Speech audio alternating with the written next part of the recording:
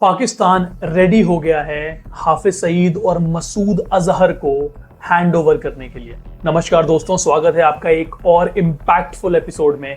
आज हम बात करने वाले हैं दो ऐसे नामों की जो हर भारतीय के लिए कांटे की तरह चुभते हैं, हाफिज सईद और मसूद अजहर। क्या पाकिस्तान इन दोनों को सच में इंडिया के हवाले करने का सोच रहा है या सिर्फ ये एक डिप्लोमैटिक ड्रामा है? Let's break it down. China का प्रेशर ऑलरेडी पाकिस्तान पर है। अब before moving on to the video, let's understand ये कहा किसने है कि पाकिस्तान मसूद अजहर और हाफिज सईद को सौंपने के लिए रेडी हो गया है। ये बिलावल भुट्टो ने बोला है। अब कमाल की बात यह है, बिलावल भुट्टो ने तो ये भी बोला था कि अगर इंडस नदी में पानी नहीं बहा तो खून भी बहेगा। Indus water treaties are red line. Bilawal Bhutto एक तरीके से, वो आपने सुना होगा ना वो वीडियो की रात के अंधेरे में कौन आते हैं, रात के अंधेरे में चोर पीछे से आते हैं, ये आते हैं वो आते हैं, like that, right? Getting my point. So इस आदमी की क्रेडिबिलिटी नहीं है। जो आदमी एक्चुअल में पावर होल्ड करता है पाकिस्तान में, विच इज आसिम मुनीर, वो कुछ नहीं बोलता है। वो हमेशा प्रॉक्सीज यूज करता है, which are political proxies, because already उनकी ग्राउंड में और उनकी इंटरनेशनल प्लेटफॉर्म में कोई हैसियत तो है नहीं। तो वो जो बोल देते हैं तो लोग बोलते हैं हाँ हाँ हु हाँ हाँ, कोई बात नहीं, उन्होंने बोल दिया। यहाँ पे मीडिया में आतंक आ रखा है कि भाई वापस करने वाले हैं। But before I get you down to a conclusion, let's understand कि भाई एक्चुअल में है क्या। चाइना का प्रेशर ऑलरेडी पाकिस्तान पर है। FATF और ग्लोबल स्क्रूटनी का इस चीज में बहुत बड़ा रोल है। अब इसमें इंडस वाटर ट्रीटी का भी बहुत बड़ा रोल है। आपको पता है कि इंडस वाटर ट्रीटी को जब से भारत ने अबेयंस में रखा है, तब से इंडिया के जो ऑफिशियल्स हैं वो पाकिस्तान से बात तक नहीं कर रहे हैं। पाकिस्तान हर एक प्रॉक्सी कंट्री और हर एक मुस्लिम बरादर मुल्क के पास जाकर हाथ जोड़ रहा है कि प्लीज प्लीज प्लीज पाकिस्तान एक बार प्लीज, आई रिक्वेस्ट यू। और सऊदी अरेबिया के पास जा रहा है, UAE के पास जा रहा है, चाइना के पास जा रहा है, अमेरिका के पास जा रहा है, बोल रहा है एक बार बोल दो इंडिया से कि कृपया करके टेबल पे आके हमसे टॉक्स कर ले, which is not going on. अब टॉक्स करने के लिए इंडिया तो रेडी है नहीं, बिकॉज इंडिया अलग ही मोड पर ऑपरेट कर रहा है। इंडिया हैज सेड कि आप हमको हाफिज सईद और मसूद अजहर वापस करिए, आप POK दीजिए, उसके बाद इसी पर टॉक्स होंगी, इसके अलावा किसी चीज पर टॉक्स होंगी नहीं। तो भैया उन्होंने पासा छोड़ दिया है। उन्होंने ये बोला है कि ठीक है हम इस पर भी बात करने के लिए रेडी हैं, बट वी डोंट नो कि मसूद अजहर है कहां पर, हाफिज सईद कहां पर है। टाइम्स ऑफ इंडिया ने लोकेशन निकाल के दी थी ऑपरेशन सिंदूर के पहले कि भैया कहां पर है। इतनी पब्लिक डोमेन में इंफॉर्मेशन है कि हाफिज सईद और मसूद अजहर रहते कहां पर है, सबको पता है। इस एरिया में रहते हैं। पाकिस्तान के जो एलीट कमांडोज हैं, विच इज SSG, जो कमांडोज हैं उनके, वो उसको प्रोटेक्ट करते हैं। उसके पास पूरा काफिला है, उसके पूरी मिलिट्री सपोर्ट मिलता है। भाई everyone knows where he is, right? अब सोचने वाली बात यह है कि ये जो दोनों स्ट्रेटेजिक एसेट्स हैं, which is FATF and China का जो प्रेशर है, ये पाकिस्तान के लिए लाइबिलिटी बनेंगे कि नहीं बनेंगे? तो वीडियो जरूर अंत तक देखिएगा। ये सिर्फ टेररिज्म नहीं, जियोपॉलिटिक्स का एक जीता जागता खेल है। चलिए हाफिज सईद से शुरू करते हैं और सबसे पहले जान लेते हैं कि ये दोनों हैं कौन। हाफिज सईद जो हैं वो लश्कर-ए-तैयबा के founder and mastermind behind 26/11 attack. 26/11 अगर कोई भूल गया, जो मुंबई में ताज होटल में अटैक हुआ था 7 डिफरेंट लोकेशंस पे। कसाब तो याद ही होगा, कसाब ने क्या किया था, राइट? तो ये वही अटैक है जिसमें कसाब पकड़ा गया था। UN एंड US दोनों ने इसको टेररिस्ट डिक्लेयर कर दिया था आफ्टर 26/11 अटैक। अब बात करते हैं मसूद अजहर की। मसूद अजहर इज जैश-ए-मोहम्मद का cheap and he is responsible for Pulwama attack and countless other terrorist incidents in India. दोनों पर ग्लोबल सैंक्शंस हैं, पर इनके जब भी, अब आपको पता होगा कि मसूद अजहर के जितने भी परिवार वाले हैं वो ऑपरेशन सिंदूर में मार दिए गए थे। तो जब वो उनको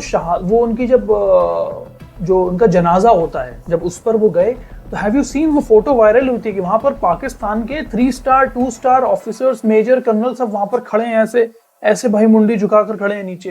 can you imagine the kind of power this guy hold? और वहां की आम जनता के लिए ही इज अ मसीहा। और लोग बोल रहे हैं कि भाई गलत हुआ, ये हुआ, वो तो बस दीन पढ़ाते हैं, वो तो उम्मा पढ़ाते हैं, उम्मा के साथ हैं हम, ये हैं वो हैं, लाइक दैट, राइट? लेकिन पाकिस्तान में या तो ये हाउस अरेस्ट में है या ओपन में घुमा करते हैं, अभी तक हैंडओवर नहीं किया है। और पाकिस्तान खुद ये बोलता है कि सबसे ज्यादा टेरर तो हमने फेस किया है। भाई पाकिस्तान के लिए ये सिर्फ टेररिस्ट नहीं है, ये एक स्ट्रेटेजिक एसेट्स हैं। जिस तरीके से अमेरिका और चाइना के लिए पाकिस्तान की जो हीरा मंडी है वो एक स्ट्रेटेजिक एसेट है, ठीक है, उसी तरीके से ये जो दोनों हाफिज सईद और मौलाना मसूद अजहर, ये दोनों पाकिस्तान के लिए एक स्ट्रेटेजिक एसेट्स हैं जो इंडिया के अगेंस्ट प्रॉक्सी वॉर का हिस्सा हैं। जैसे हिजबुल्ला, हूती और हमास ईरान के लिए इजराइल के खिलाफ प्रॉक्सी वॉर का हिस्सा है। अब आते हैं सबसे क्रूशियल सवाल पर। पाकिस्तान क्यों सोच रहा है कि इन्हें हैंडओवर करने के बारे में। भाई ऐसी क्या बात आन पड़ी जिसने आज तक इनको प्रॉपर टेररिस्ट भी डिक्लेयर नहीं किया, इनको जेल में भी नहीं रखा। अब वो बोल रहे हैं ठीक है इंडिया वालों, हम आपको गुडविल में ये सौंपने को भी तैयार हैं। ये बिलावल भुट्टो जी ने बोला है। भैया पहली बात तो चाइना का प्रेशर है।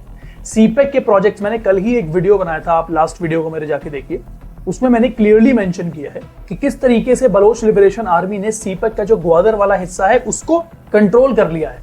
और 4 सालों में अराउंड 14 से ज्यादा अटैक चाइनीज ऑफिशियल्स पे वो कर चुके हैं। और अभी उन्होंने बोल दिया है कि सीपेक हमारे कंट्रोल में, और अनाउंस भी कर दिया है। ठीक है, अब सीपेक प्रोजेक्ट्स डीले में है, जिसमें $65 बिलियन की इन्वेस्टमेंट है। दो ये लोन जो है ये ऑब्वियसली पाकिस्तान ने 4% कॉमर्शियल ब्याज पर लिया है, $65 बिलियन का लोन चाइना से, जिसका साल भर का सिर्फ ब्याज इस $3 बिलियन ओवरऑल मिला के।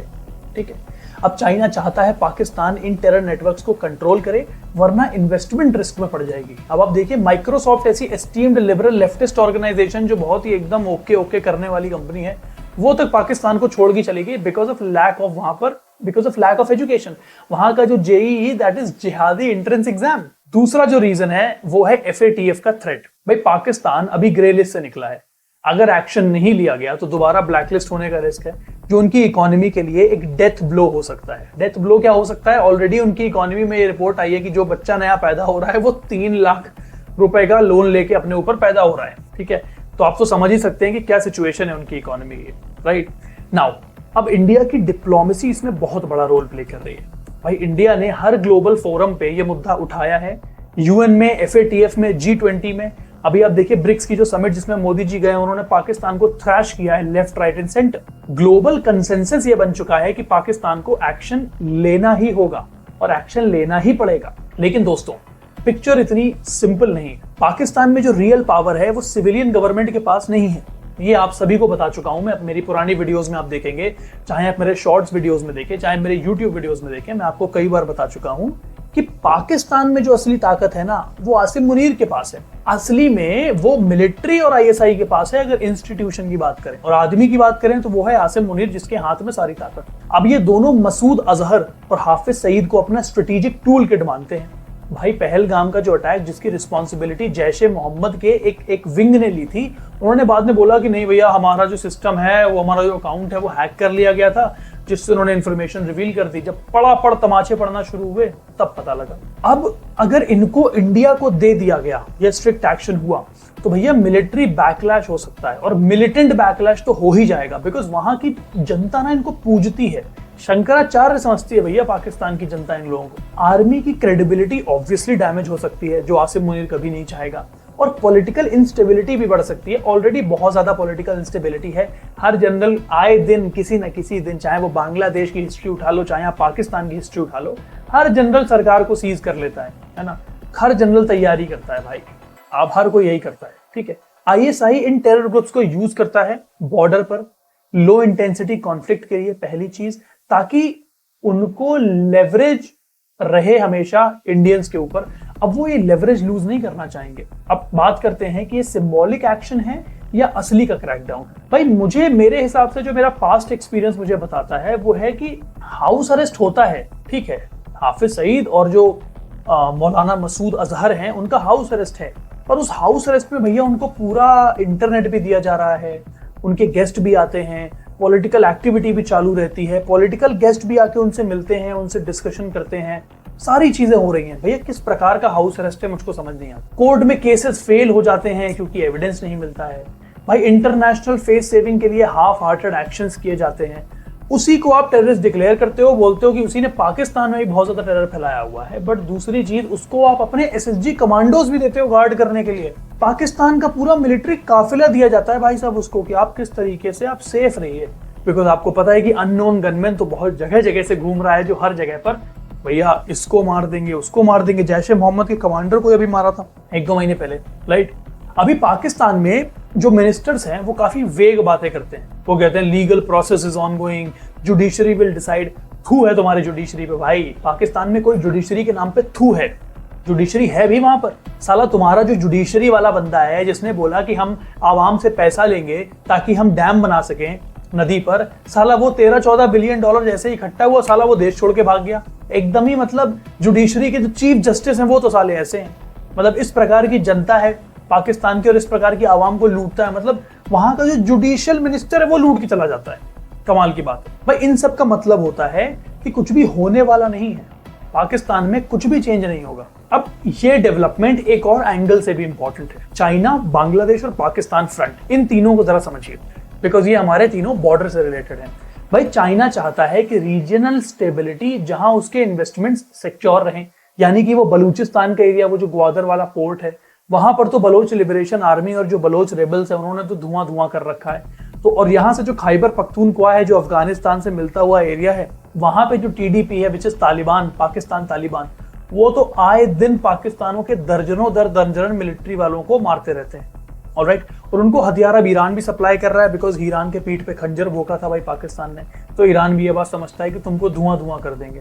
राइट, बांग्लादेश भी एक राइजिंग इकोनॉमी है और इंडिया के साथ क्लोजर आ रहा है, बट वो हमारे पास पहुंच नहीं पा रहा है, बट स्टिल वो क्लोज आ रहा है। ऑलराइट, नाउ पाकिस्तान आइसोलेटेड तो फील कर रहा है, इसलिए वो दिखावा कर रहा है कि वो ग्लोबल नॉर्म्स फॉलो कर रहा है, ताकि चाइना, आईएमएफ और वेस्ट से फंडिंग मिलती रहे, बिकॉज वो फंडिंग पर ही जिंदा है। उसके कटोरे में जिस दिन पैसा आना बंद हो गया उस दिन मर जाएगा वो। राइट, इन दोनों टेररिस्ट का सरेंडर या स्ट्रिक्ट प्रोसिक्यूशन एक सिग्नल होगा पाकिस्तान के लिए, और वो एक सीरियस सिग्नल होगा। भाई अब सोचने वाली बात यह है कि क्या सच में हाफिज सईद या मसूद अजहर को इंडिया के हवाले किया जा सकता है?